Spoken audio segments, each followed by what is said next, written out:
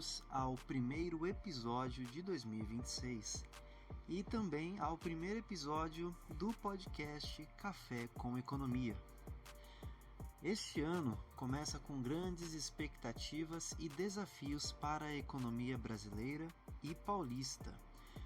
Vamos falar no episódio de hoje sobre o PIB, inflação e juros, mercado financeiro, o orçamento estadual de São Paulo e a tão aguardada reforma tributária. São temas que impactam diretamente o bolso do cidadão, as empresas e o futuro do país. Prepare-se para uma análise completa do que esperar neste novo ciclo econômico.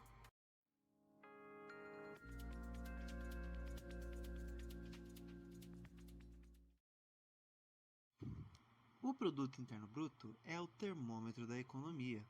Para 2026, as projeções indicam um crescimento entre 1,8% e 2,1%, segundo as estimativas da CNI e do FMI. Esse ritmo é mais moderado do que o registrado em 2025, quando o PIB cresceu cerca de 2,5%. A desaceleração se explica principalmente pelos juros elevados, que encarecem o crédito e reduzem o consumo das famílias e os investimentos da empresa, como, por exemplo, ofertas de crédito imobiliário e financiamento de veículos, além das faturas de cartão de crédito, foram afetadas pelos juros elevados. E os investimentos realizados também foram afetados por causa dos juros e impostos elevados e dos aumentos que ocorreram durante o ano de 2025. Apesar disso, alguns setores devem se destacar. O agronegócio continua sendo motor de exportações e a indústria paulista busca se modernizar para manter competitividade.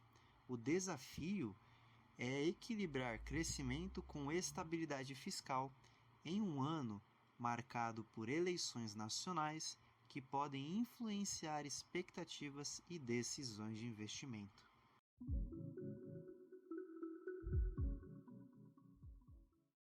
A inflação projetada para 2026 é de 4,05%, segundo os canais de imprensa do governo, dentro da meta de 3% estabelecida pelo Conselho Monetário Nacional e com tolerância até 4,5%. Isso mostra que, apesar das pressões de preços, o país deve manter relativa estabilidade.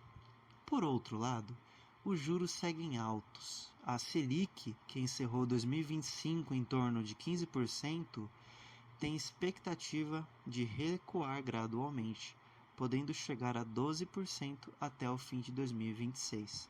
Porém, a redução de 2 casas percentuais para 1 casa percentual ainda está longe de acontecer. Juros elevados são uma faca de 2 gumes, porque ajudam a controlar a inflação, mas reduzem o acesso ao crédito e desestimulam investimentos produtivos. Como exemplo, para o cidadão comum, isso significa financiamentos mais caros, financiamento imobiliário e financiamento de veículos, e o consumo mais contido. Para o governo, significa maior custo da dívida pública.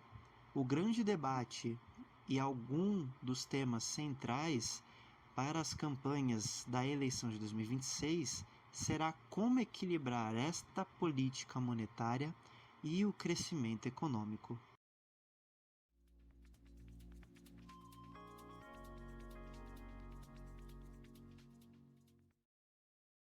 O mercado financeiro entra em 2026 com cautela. O Ibovespa, principal índice da Bolsa Brasileira, deve enfrentar volatilidade por ser ano eleitoral. Os investidores tendem a adotar uma postura defensiva diante de incertezas políticas e fiscais. Ao mesmo tempo, há expectativa de que a queda gradual dos juros favoreça a migração de recursos para a renda variável, impulsionando ações de setores estratégicos como energia, bancos e tecnologia. A renda fixa, porém, continua atrativa, já que títulos públicos e CDBs oferecem retornos elevados com baixo risco. O outro ponto de atenção é o câmbio. O dólar pode oscilar bastante em função do cenário externo e das eleições internas, principalmente após publicarem a notícia de que o presidente da Venezuela, Nicolás Maduro, foi capturado na madrugada do dia 3 de janeiro pelas Forças Armadas dos Estados Unidos. Para quem investe, 2026 será um ano de oportunidades, mas também de riscos, exigindo planejamento, estratégia, diversificação e prudência para que não tenha muitos prejuízos.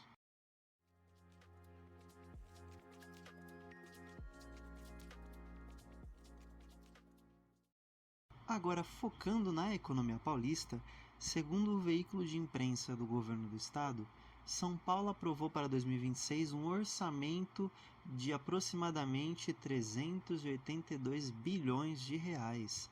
Isso reforça o papel do estado como motor da economia nacional.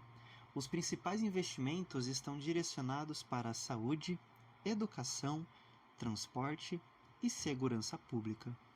Um destaque é a destinação de 50 milhões de reais para a expansão do metrô no ABC e para a expansão da linha 2 Verde do metrô, além de recursos para a modernização de hospitais e escolas.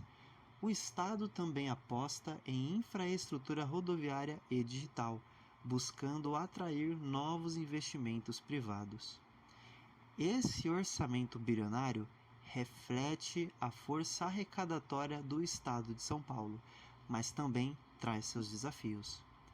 Como equilibrar os gastos sociais com investimentos estratégicos em um cenário de transição tributária, pois já que São Paulo será a protagonista nesse processo, já que concentra grande parte da arrecadação de ICMS, um dos impostos que será substituído pelo novo sistema de tributação.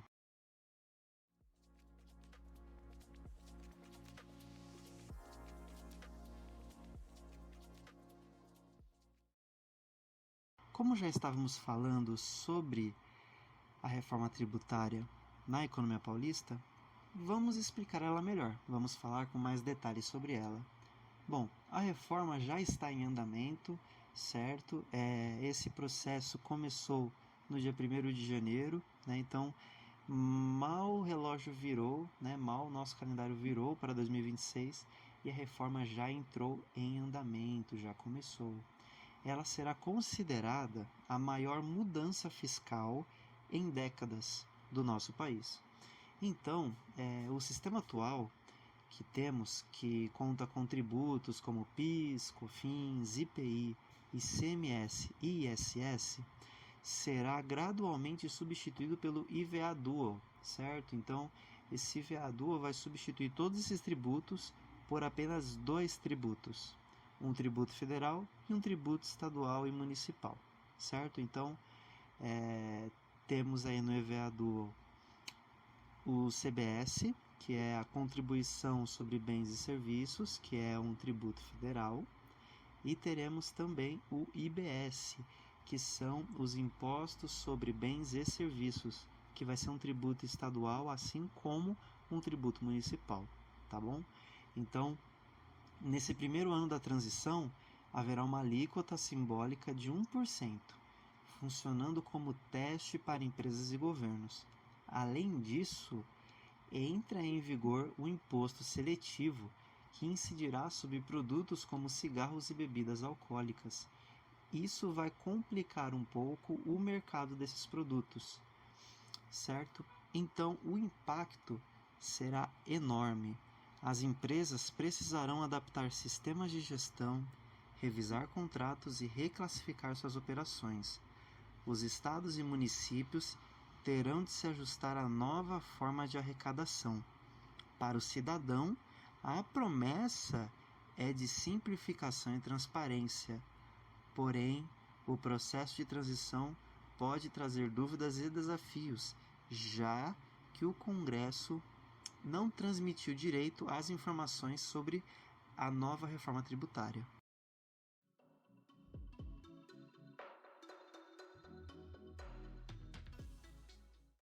Meu caro ouvinte, encerramos por aqui o nosso primeiro episódio de Café com Economia.